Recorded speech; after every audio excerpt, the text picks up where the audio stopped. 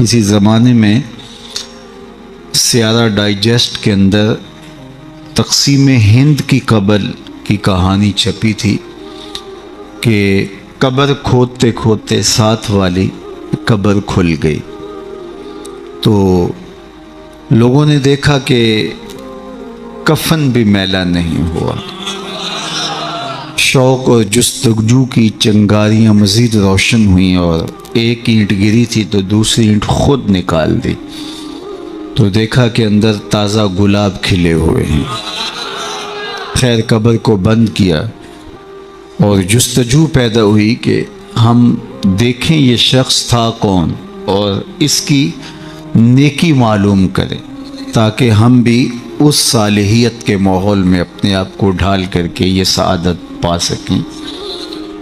تو خیر تلاش کرتے ہوئے اس کی بیوہ مل گئی جو بہت بوڑھی ہو چکی تھی، تو لوگ اس کے پاس گئے کہ تیرے شوہر کی قبر یوں کھل گئی اور ہم نے یہ منظر دیکھا، تو تم بتا سکتی ہو کہ وہ کون سا نیک عمل کرتا تھا؟ تو اس نے ذہن پہ زور دیا، کہا میرا شوہر ایک سادہ سا شخص تھا اور پڑھا لکھا بھی نہیں تھا، لیکن ہاں مجھے یاد آیا اس کا ایک عمل تھا، جب صبح کے وقت وہ مسجد میں جاتا نماز کے لیے تو لوگ قرآن کھول کے بیٹھ جاتے۔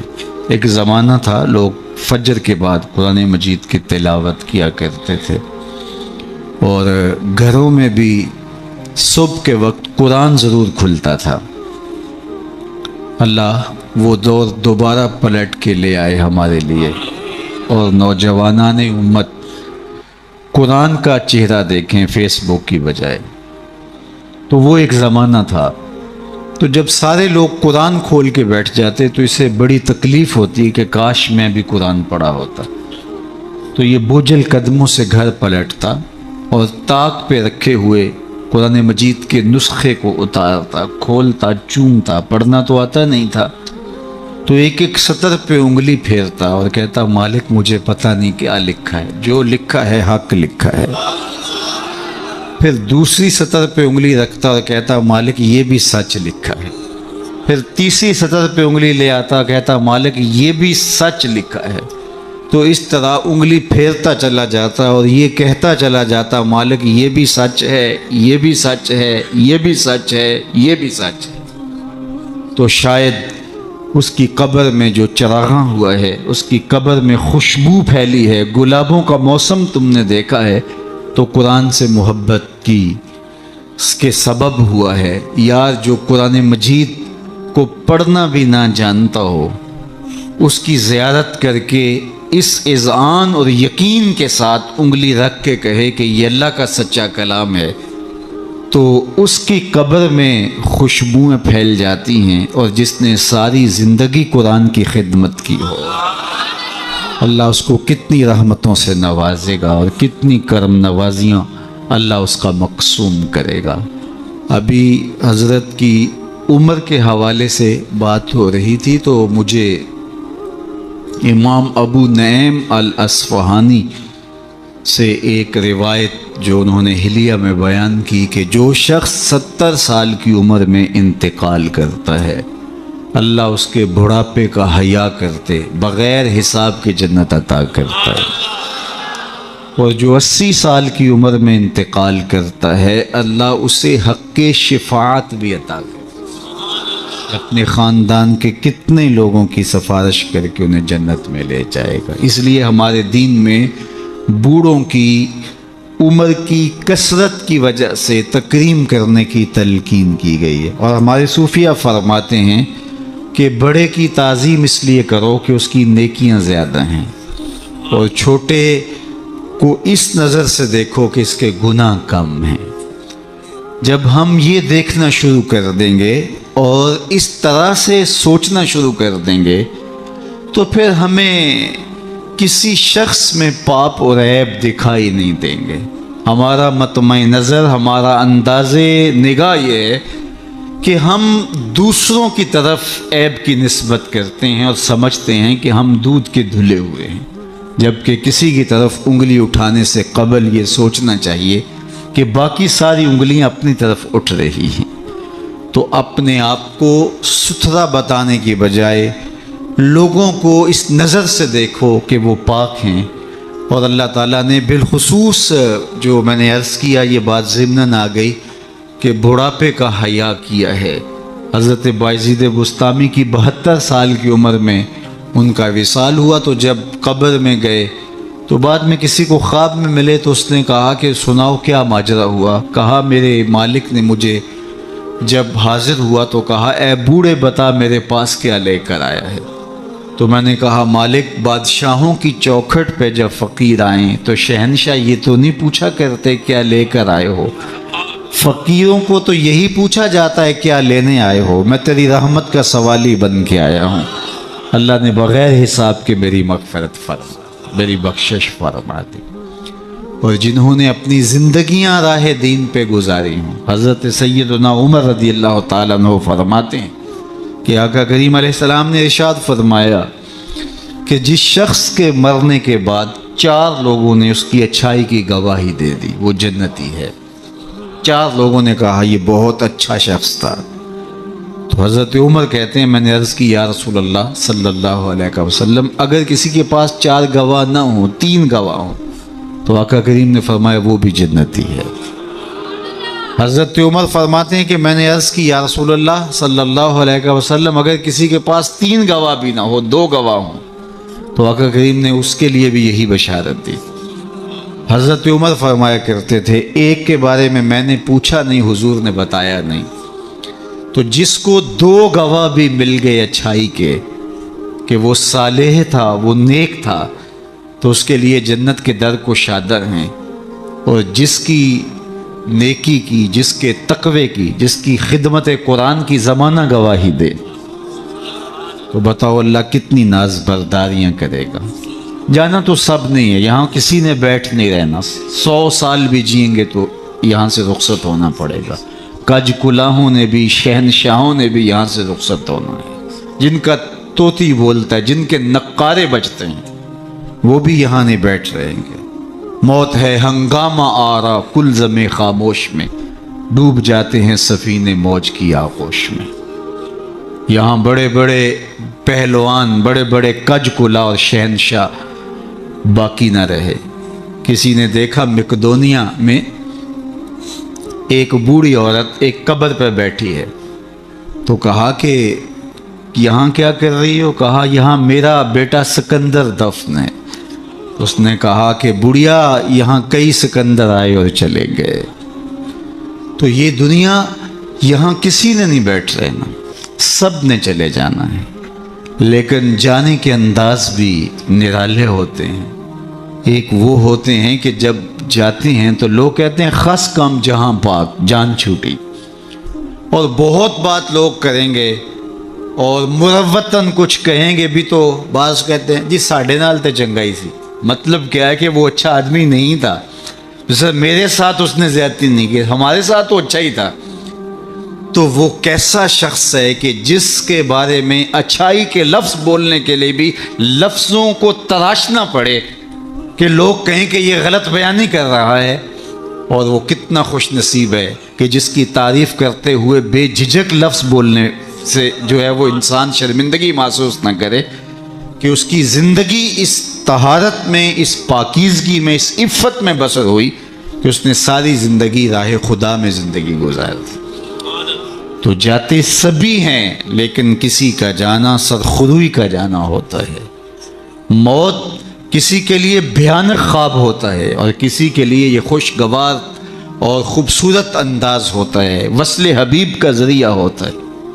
حضرت بلال حبشی رضی اللہ تعالی عنہ کا جب وقت آخر آتا ہے تو آپ کی زوجہ آپ کے سرہانے بیٹھی تھی، جو ہی سانس ٹوٹنے لگی تو اس نے کہا واہ حسرتا ہو، ہائے افسوس میرا شوہر مجھ سے جدا ہو رہا ہے۔ تو حضرت بلال حبشی نے پلٹ کے دیکھا اور اپنی زوجہ سے کہا یہ تم کیا بول رہی ہو؟ کہا ہاں آپ مجھ سے جدا ہو رہے ہیں۔ فرمایا یہ حسرت برے لمحے نہیں ہے، یہ دکھ کی کہانی نہیں ہے، بلکہ میں تو اپنے آقا محمد عربی سے ملنے جا رہا ہوں۔ تو یہ وصل محبوب کا ذریعہ ہے۔ حضرت یعقوب علیہ السلام، حضرت ابراہیم علیہ السلام کے پاس جب ملک الموت آئے اللہ کی طرف سے پیغام لے کر کے، تو انہوں نے کہا کہ میں قبض روح کے لیے آیا ہوں۔ حضرت خلیل نے کہا کہ عجیب بات ہے، میرا رب مجھے اپنا خلیل بھی کہتا ہے، خلیل کہتے ہیں گوڑے یار کو، تو میرا رب مجھے اپنا خلیل بھی قرار دیتا ہے، اور کیا کوئی یار بھی یار کی موت چاہتا ہے؟ اور تمہیں قبض روح کے لیے بھیجا۔ کہا میں تو حکم کا پابند ہوں، عبد معمور ہوں، بارگاہ ہزدی میں دوبارہ حاضر ہوئے، تیرے بندے کے پاس حاضر ہوا تھا، اور یہ میسج ہے تیرے بندے کا تیرے نام کہ کیا کوئی یار بھی یار کی موت چاہتا ہے؟ تو کہا اے اسرائیل پھر جا میرے خلیل کو میرا سلام دے، اور کہے کبھی ایسا بھی ہوا ہے یار یار کو بلائے اور وہ ملنے بھی نہ آئے؟ تو روح بے چین ہو گئی، کہا دیر نہ کر جلدی قبض کر لے۔ تو یہ تو اس لمحے کے انتظار میں ہوتے ہیں۔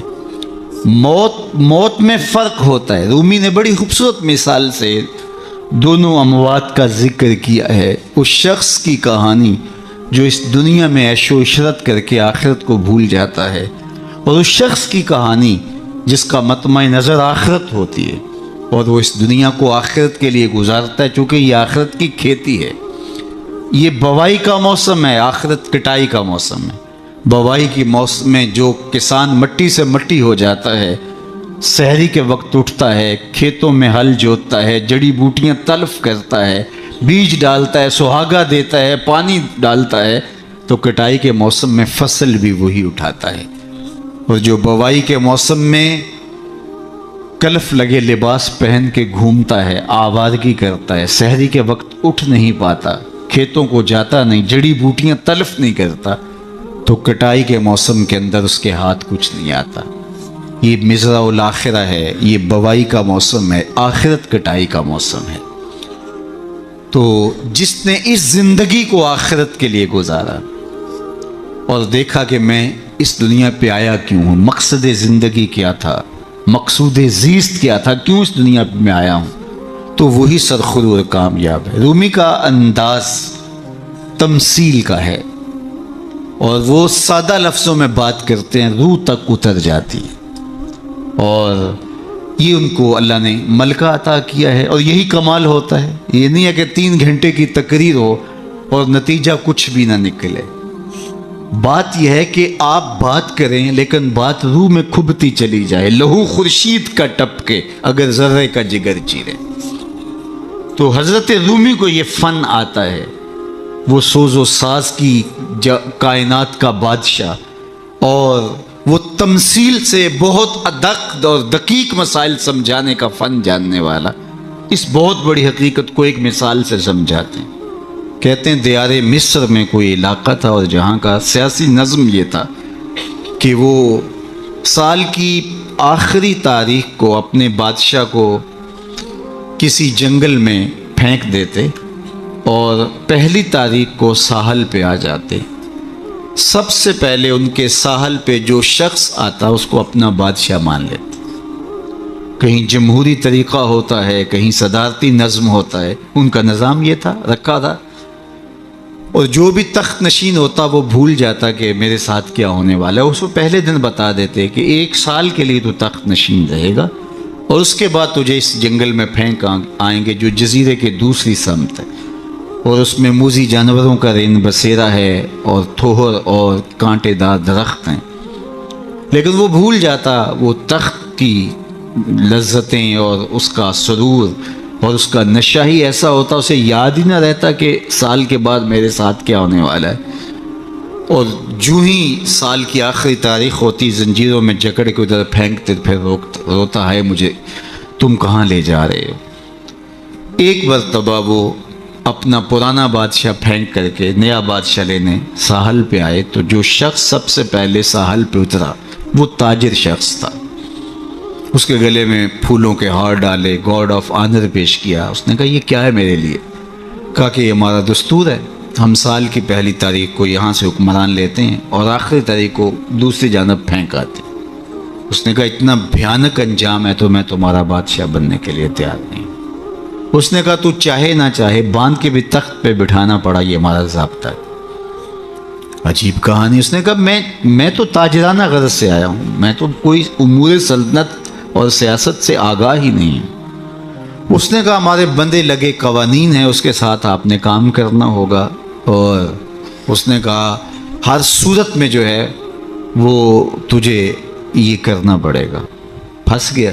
اس نے کہا اچھا مجھے یہ بتاؤ کہ سال بھر میری بات تو مانو گے؟ انہوں نے کہا ہاں آپ حکمران ہیں، لیکن آپ قوانین میں تحریف نہیں کر سکتے، ترمیم نہیں کر سکتے، تبدیلی نہیں کر سکتے، البتہ آپ کے انتظامی امور ماننے کے لیے ہم پابند ہیں۔ اس نے کہا ٹھیک ہے کوئی بات نہیں، تخت پہ بیٹھ گیا۔ رومی لکھتے ہیں کہ جو بھی تخت پہ بیٹھتا اور بغیر کسی محنت کے، بغیر کمپین چلائے، بغیر الیکشن لڑے، تو وہ تو پھر بھول جاتا خوشی سے اور عیش و عشرت کرتا، لیکن یہ پہلا شخص تھا جب تخت نشین ہوا تو اس نے کہا بلدیہ کے ملازمین بلائے جائیں۔ بلائے گئے، کہا جاؤ اس جنگل میں جہاں بادشاہوں کو پھینک کے آتے ہو وہاں کے کانٹے اور جھاڑیاں کاٹو، اور پولیس کے کمانڈوز بلائے، کہا جاؤ وہاں جا کے جو موذی جانور ہیں ان کو قتل کر دو۔ معمار بلائے، کہا جا کے وہاں خوبصورت محل بناؤ۔ مالی بلائے، وہاں جا کے باغ لگاؤ، پھل لگاؤ، پھولدار سایہ دار ثمردار درخت لگاؤ۔ حکومتی مشینری، پوری حکومتی مشینری اس باغ کے کانٹے دار درخت کٹوانے، وہاں کے موذی جانور قتل کروانے، اور وہاں کنویں کھدوانے، محل بنوانے اور پھلدار پھولدار سایہ دار درخت لگانے میں صرف کر دی۔ جب سال کی آخری تاریخ ہوئی تو وہ جنگل جہاں بادشاہوں کو پھینکا کرتے تھے وہ جنگل نہیں رہا تھا، وہ ایک باغ بن چکا تھا، اور یہ زنجیریں لے کر آئے تو اس نے کہا مجھے زنجیریں نہ پہناؤ، میں خود چل کے جانے کے لیے تیار۔ اس لیے اس تخت پر بیٹھ کر کے وہ اپنے لشکر بھیج کے وہاں کے کانٹے، وہاں کے تھوہر، وہاں کے موذی جانور، وہاں کے خطرناک جانور جن کا وہاں رین بسیرا تھا ان کو کاٹتا رہا، قتل کرواتا رہا۔ تو اس نے کہا کہ میں خود چل کے جانے کے لیے تیار ہوں۔ رومی کہتے ہیں جو کافر ہے وہ دنیا کے تخت پہ، جو فاسق اور بدکار ہے وہ دنیا کے تخت پہ موج کرتا ہے، اور جب وقت آخر آتا ہے تو اس کو جب زنجیروں میں جکڑ کے لے جانا چاہتے ہیں فرشتے تو وہ کہتا ہائے مجھے کدھر لے جا رہے ہو۔ اور بندہ مومن، بندہ صالح اس دنیا کے تخت پہ آرام سے نہیں بیٹھتا، یہاں بیٹھ کے اپنے اعمال کے لشکر بھیج کے قبر کے کیڑے مکوڑے ختم کرواتا رہتا ہے، وہاں باغ لگواتا رہتا ہے، اور پھر جب وہ اس دنیا سے رخصت ہوتا ہے تو وہ کیڑے مکوڑوں کا گھر نہیں رہتا بلکہ روضۃ من ریاض الجنہ بن چکی ہوتی، اور وہ کہتا ہے دیر نہ کرو مجھے جلدی لے جاؤ، میں خود چل کے جانے کے لیے تیار ہوں۔ ربعی بن حراش ساری زندگی ہنسے نہیں، فرماتے تھے کیا خبر میرا انجام کیا ہوگا، جب تک یہ یقین نہ ہو کہ میرا انجام کیا اتنی دیر تک دھڑکا لگا رہے، ڈر لگا رہے۔ یہ مسلمان کی زندگی ہے، مومن کی زندگی ہے۔ ابھی ملیکہ فرماتے ہیں کہ میں 30 اصحاب رسول سے ملا ہوں، بخاری کتاب الایمان اٹھائیے، 30 اصحاب رسول سے ملا ہوں، اور ہر ایک اپنی آخرت کے بارے میں سخت فکر مند تھا۔ ہم تو 4 نمازیں پڑھ لیں تو ہم سمجھتے ہیں کہ ہمارے جیسا زمانے میں کوئی نہیں، اور بے نمازیوں کو حقیر جاننے لگ جاتے ہیں۔ 30 اصحاب سے ملاقات ہوئی ہے اور یہ ڈرتے رہتے تھے کہ میرا انجام، رنگا رنگ سہیلیاں پرن کڑے پر پریا اس نہ جانیے جس دا توڑ چے۔ انما الاعمال بالخواتیم، اعمال کا دار و مدار حسن خاتمہ پہ ہے، جس کا اخیر ٹھیک ہو گیا، ورنہ کتنے لوگ ہیں کہ زندگی ساری اچھی انجام بخیر نہیں ہو۔ ہمارے سامنے بلعام بن باورا کی مثال موجود، بنی اسرائیل کا مستجاب الدعوات ولی تھا، ہاتھ پھیلا کے دعا مانگتا تو ہاتھ منہ پہ بعد میں پھیرتا، قبولیت پہلے ہو جاتی، لیکن پھر اسی کے بارے میں قرآن نے کہا نا مثلہ کمثل الکلب، اس کی مثال کتے کی مثال، زبان لٹک گئی، زمین چاٹتا تھا، نبی کے خلاف ہاتھ اٹھا دیے، سمجھا میں مقبول بارگاہ ہو گیا. اللہ اکبر. انجام ٹھیک نہیں ہوا، اس لیے میاں صاحب بولے پڑھنے اتے مان کرینا تے نہ آکھی میں پڑھیا. او جبار کا ہار صداوے متا روڑ دے وے دودھ کڑیا. جب تک انجام بخیر نہ ہو. بایزید بستامی سے ایک بڑھیا نے کہا تھا کہ میرے گدھے کی 2 مچھی ہے یا آپ کی داڑھی اچھی ہے؟ کہا فی الحال نہیں بتا سکتا، یہ تو مرنے کے بعد ہی بتا سکتا ہوں. تو جب تک انجام بخیر نہ ہو اللہ سے دعا مانگے کہ اللہ خاتمہ ایمان پہ کرے. ساری زندگی دین کی راہوں کے مسافر رہی، اور جب سانس ٹوٹ رہی ہو محمد عربی کا کلمہ زبان پہ جاری، آخری قول کلمہ طیبہ کا ہو ہمارے لبوں کے اوپر.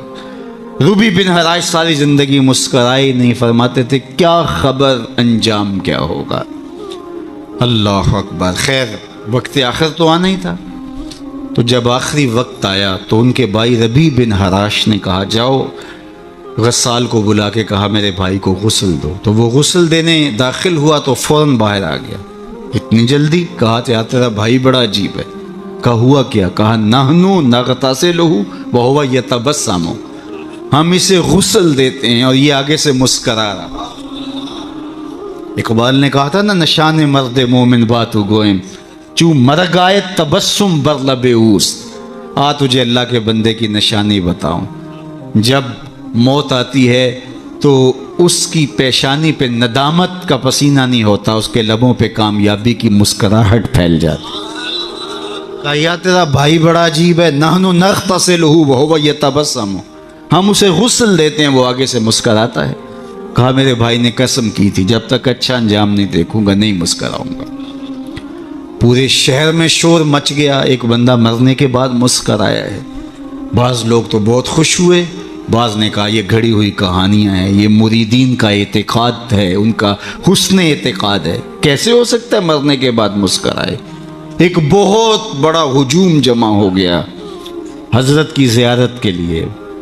بعض لوگ تیکھے سوال لیے، بعض محض تماشائی، بعض سیدھا سیدھا انکار کر رہے ہیں. پورا بصرہ امڈ آیا. اتنے میں انہیں غسل دے کے چارپائی پہ ڈال کے کفن بھی ڈال دیا گیا تھا. جب لوگ گھر میں داخل ہوئے تو قبل اس سے کہ وہ سوال کرتے، امام ابو نعیم نے حلیہ میں لکھا، قاضی ایاز مالکی اندلسی نے الشفاء کے اندر لکھا، اور اس کو امام سہیلی نے روض الانف میں لکھا، اور بھی بہت سارے لوگوں نے لکھا. جب لوگ داخل ہوئے اور تیکھے تیکھے سوال تھے کہ یہ پوچھیں گے، یہ بات کریں گے، کیسے مسکرائے، سچ ہے غلط ہے جھوٹ ہے، اور یہ چارپائی پر ڈالے جا چکے تھے، کفن اڑا دیا گیا تھا. جب لوگ داخل ہوئے تو انہوں نے کفن ہٹایا، ہاتھ باہر نکالا اور لوگوں سے مخاطبت کرتے ہوئے کہا السلام علیکم. لوگ حیرت میں ڈوب گئے. وعلیکم السلام اتتکلم بعد الموت، عجیب بات ہے مرنے کے بعد باتیں کر رہے ہو. قال نعم اتکلم بعد الموت، ہاں ہاں مرنے کے بعد باتیں کر رہا ہوں. عرش فرش تے بانگا ملیاں تے مکے پہ گیا شور، بلے شاہ سا مرنا نہ ہی تے گور پیا کوئی ہور، فَلَنُحْيِيَنَّهُ حَيَاتًا طیبہ. اور اقبال کہتا ہے فطرت ہستی شہید آرزو رہتی نہ ہو، خوب تر پیکر کی اس کو جستجو رہتی نہ ہو. موت کو سمجھا ہے غافل اختتام زندگی، یہ ہے شام زندگی صبح دوام زندگی. فَلَنُحْيِيَنَّهُ حَيَاتًا طیبہ کا روپ ظاہر ہوا. ہاں ہاں مرنے کے بعد باتیں کر رہا ہوں. لوگوں نے کہا بتا تیرے رب نے تیرے ساتھ سلوک کیا کیا. تو ربیع بن حراش جو فوت ہو گئے وہ بول کے کہہ رہے استقبلنی ربی غیر غضبان واستقبلنی بروح و ریحان. اس کے قدرت والے چہرے پہ کوئی غصہ نہیں تھا، اس نے روح و ریحان کے پھول میرے گلے میں ڈالے. لوگوں نے باتیں پوچھنا شروع کر دیں. شکر ہے کو مرنے والا بول پڑا، کوئی ادھر کی بات کر رہا ہے کوئی ادھر کی بات پوچھ رہا ہے. جب سلسلہ کلام طول پکڑنے لگا تو ربیع بن حراش لکھتے ہیں، ربیع بن حراش کہتے ہیں کہ اجلوا بی ولا تؤخروا بی لان ابا القاسم ينتظر علی الصلاۃ. دیر نہ کرو مجھے جلدی قبرستان میں لے جاؤ، تم مجھے باتوں میں لگا رہے ہو، امام الانبیاء میرے جنازے کا انتظار کر. اگر اپنی زندگی اس کی رضا کے مطابق گزارے گا تو تمہارا وہاں انتظار ہوگا۔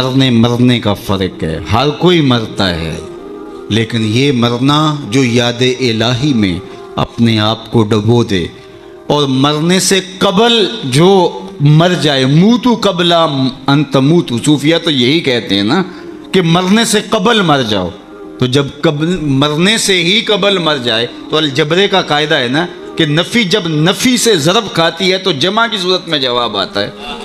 تو جو پہلے ہی مرا ہوا تھا، اپنے آپ کو، اپنے نفس کو اس نے مار دیا، اپنی خواہشات کو ترک کر دیا، تو وہ موتو قبل ان تموتو کے زمرے میں تھا، تو پھر موت کو موت آئی تو نفی سے ٹکرائی تو حیات بن گئی، تو یہ حیات طیبہ کی صورت بن کے سامنے آئی اور ابھری۔ اس لیے اللہ والے قبروں میں جا کر بھی جو ہے وہ ایک حیات طیبہ اور ایک زندگی، پاکیزہ زندگی کا نور پاتے ہیں، اور اللہ تعالیٰ ان کے ذریعے سے لوگوں کی فیض رسانی کا سامان کرتا ہے، ورنہ دنیا کے اوپر آئے، آ کے چلے گئے، آج ان کا نام و نشان بھی نہیں ہے۔ جن کے طوطی بولتے تھے، نقارے بجتے تھے، آل ساسان 3150 سال ایران پہ حکومت کرتے رہے، آج آل ساسان کا دنیا نام بھی نہیں جانتی۔ مشتاق نے کہا تھا، مٹ گیا مشتاق دل سے رنگ یاد رفتگاں، پھول مہنگے ہو گئے قبریں پرانی ہو گئی۔ قبروں کے نشان بھی یاد نہیں ہوتے۔ پوتے کو لے کر کے دادا جاتا ہے، تمہارے پر دادا کی یہاں کر کے کہیں قبر ہوتی تھی، اور قبر بارش کے آثار مٹا چکے ہوتے ہیں، وہ ڈھونڈتا پھرتا ہے قبر کہاں تھی، نشان بھی باقی نہیں رہتے۔ لیکن جنہوں نے اپنی زندگیاں اللہ کے نام پہ گزاری ہوتی ہیں، دیکھیے ہزار سال بیت گئے، آج بھی ان کی قبر پہ چراغاں ہو رہا ہے۔ کیسی رونقیں اور کیسی تازگیاں اور کیسی فرحتیں۔ آپ لاہور جاتے ہیں نا تو راوی کے اس پار جہانگیر کا مقبرہ ہے، وہاں دن کو جائیں یا شام کو آپ کو حسرتیں برستی دکھائی دیں۔ اب ایک پارک بن گیا جس کے دم سے تھوڑی سی رونق ہے، لیکن احاطہ مزار پہ اگر آپ جائیں تو وہاں آپ کو قرآن پڑھنے والے لوگ موجود نہیں ملیں گے، تاش کھیلنے والی ٹولیاں بیٹھی نظر آئیں گی، وہاں آپ کو تازہ گلاب نہیں ملیں گے، وہاں آپ کو جانوروں کی بینٹیں پڑی ہوئی نظر آئیں گی۔ وہ مطلق العنان حکمران بر صغیر پاک و ہند کا آج حسرتیں برس، بالکل اس کے ساتھ ملکہ نور جہاں کا مقبرہ ہے۔ جب بادشاہ تخت پہ بیٹھتا تھا تو ملکہ پیچھے بیٹھتی تھی، اور بادشاہ کا فیصلہ اسے کوئی پسند نہیں ہوتا تو پیچھے سے کمر ٹھونکتی، بادشاہ فیصلہ تبدیل کر دیتا۔ جس کے اشارہ ابرو پر ہندوستان کی تقدیر کے فیصلے لکھے تھے، نیچے اندھیرے میں اس کی بھی قبر ہے، اور ان کی اپنی بیٹی زیب النساء کا شعر لوح مزار پہ کندہ ہے، بر مزار ماں غریباں نہ چراغے نہ گلے، نہ پرے پروانہ سوزت نہ صدائے بلبلے۔ ہم غریبوں کی قبر پہ نہ کوئی چراغ جلانے آئے گا، نہ کوئی پھول ڈالنے۔ آج غریب بنے ہیں، جو بر صغیر کی پوری راجدھانی کے مالک تھے آج غریب بنے۔ بر مزار ماں غریباں، یہ شہزادی کا شعر ہے، بر مزار ماں غریباں نہ چراغے نہ گلے، نہ پرے پروانہ سوزت نہ صدائے بلبلے۔ نہ بلبل گیت گانے آتا ہے اور نہ پروانہ پر جلانے آتا ہے۔ یہ میں بادشاہوں کی کہانی سنا رہا ہوں، یہ راوی کے اس پار کی کہانی ہے۔ اب راوی کا پل پار کر جائیں۔ ایک لوح مزار ادھر بھی ہے، یہاں تو لکھا ہے بر مزار ماں غریباں نہ چراغے نہ گلے، اور وہاں لکھا ہے گنج بخش فیض عالم مظہر نور خدا، ناکساں را پیر کامل کاملاں را رہنما۔ اب میں نے اور آپ نے دیکھنا ہے ہم کس زمرے میں آنا ہے، کن کے ساتھ جڑنا ہے، کن سے وابستگی اختیار کرنی ہے، کس دائرے میں آنا ہے۔ سلطنت روم کا شہنشاہ، اس دور کی سپر طاقت، لیکن اگر میں آپ سے پوچھوں جس زمانے میں میرے حضور آئے تھے اس زمانے کے خاقان کا نام کیا ہے، تو آپ میں سے کوئی بتا سکتا ہے؟ میں علماء کو چھوڑتا ہوں، تاریخ کا گہرا مطالعہ کسی کا ہو تو الگ بات ہے، لیکن اگر پوچھوں جس دور میں میرے حضور آئے اس دور کے خاقان کا نام کیا تھا، شاید کوئی نہ بتا سکتا۔ اچھا میں پوچھتا ہوں اس دور کے کیسر کا نام کیا تھا؟ اس دور کا ٹرمپ تو وہی تھا نا، لیکن آج اس کا نام کوئی بھی نہیں جانتا۔ چلو میں پوچھتا ہوں اس دور کے کسرا کا نام کیا تھا؟ سوائے تاریخ کے طالب علموں کے کوئی نہیں بتا سکے گا۔ چلو میں یہ پوچھتا ہوں، اور اس مجلس میں موجود سب سے کم عمر بچے سے پوچھتا ہوں کہ جس زمانے میں میرے حضور آئے، میرے حضور کے مؤذن کا نام کیا تھا؟ تو وہ سر اٹھا کے بلال حبشی کا نام لے گا؟ یار اس دور کی سپر طاقت کے مطلق العنان حکمران کا نام تو زمانے کو یاد نہیں ہے۔ کیسر کا نام، کسرا کا نام، خاقان کا نام زمانے کو یاد نہیں ہے، لیکن بلال حبشی کا نام آج بھی سینوں پہ لکھا ہے۔ تو اقبال تڑپ کے بولا، اقبال یہ کس کے عشق کا فیض عام ہے؟ رومی فنا ہوا حبشی کو دوا۔ شہنشاہ روم کا نام بھی زمانے کو یاد نہیں، رومی فنا ہوا حبشی کو دوام ہے، تو دوام محمد عربی کے قدموں میں ہے۔ سارا نور اسی چوکھٹ پہ ہے، سارے اجالے اور ساری روشنیاں حضور علیہ السلام کے قدموں سے پھوٹتی ہیں۔ تو جب سارا نور ملتا ہی یہاں سے ہے، سارے اجالے اسی دہلیز سے خیرات کی صورت میں میسر آتے ہیں، تو وہ اپنی ساری زندگی حضور کے نام پہ لگا۔ اقبال کے سارے کلام کا رس نچوڑیں تو جو خلاصہ نکلتا ہے وہ یہ ہے، بمصطفیٰ برساں خیش را کے دی ہماؤست، اگر بہو نہ رسیدی تمام بولا بیز۔ اگر اپنے آپ کو کھینچ کے تو حضور کے قدموں تک لے گیا تو زندگی کا سارا جمال تجھے نصیب ہو، اور اگر تو حضور کے قدموں تک نہیں پہنچ سکا تو کلمہ پڑھ کے بھی ابو لہب کا ابو لہب ہی رہے۔ آئیے میں اور آپ اپنے آپ کو کھینچ کے حضور کی چوکھٹ پہ لے آئیں، حضور کی دہلیز پہ لے آئیں۔ ہمارے یہ سادات، یہ علماء، یہ پیران عظام، یہ بزرگان دین اسی پیغام کو لے کر کے میدان عمل میں موجود ہیں۔ اپنی زندگیاں انہوں نے اسی لیے وقف کی ہیں کہ لوگوں کو حضور سے جوڑا جائے، حضور سے وابستگی، آقا کریم سے دل بستگی، حضور سے تعلق خاطر قلبی ربط پیدا ہو جائے، اور یہ جتنا مضبوط ہوگا زندگی اس قدر ہی جمال پرور ہوتی چلی جائے گی۔ اللہ جل شانہ اپنی خاص عنایات کا حظ وافر اس آستان نور پہ شامل فرمائے، اور ہمارے قبلہ شاہ صاحب زیدہ مجدوہ کو، ان کے برادران کو، ان کے خاندان کے جملہ افراد کو والد گرامی کے سائے کے اٹھ جانے سے جو کمی پیدا ہوئی، واقعہ ہوئی، اللہ اس پر انہیں توفیق صبر دے۔ ویسے تو والدین کی روحانیت ہمیشہ اولاد کے سر پہ رہتی ہے، اور ان کی برکتیں ہمیشہ اولاد کو نصیب ہوتی ہیں، اور اولاد اگر صالح ہو تو ماں باپ کو ان کی برکتیں جو ہے وہ نصیب ہوتی ہیں۔ جو تین چیزیں چھوڑ کر جاتا ہے کوئی شخص، جو خاص طور پہ ایک حدیث میں آئی، اس میں وَوَلَدٌ صَالِحٌ يَدْعُو لَهُ، وہ اولاد ہے جو ماں باپ کے لیے دعائیں کرتی ہے۔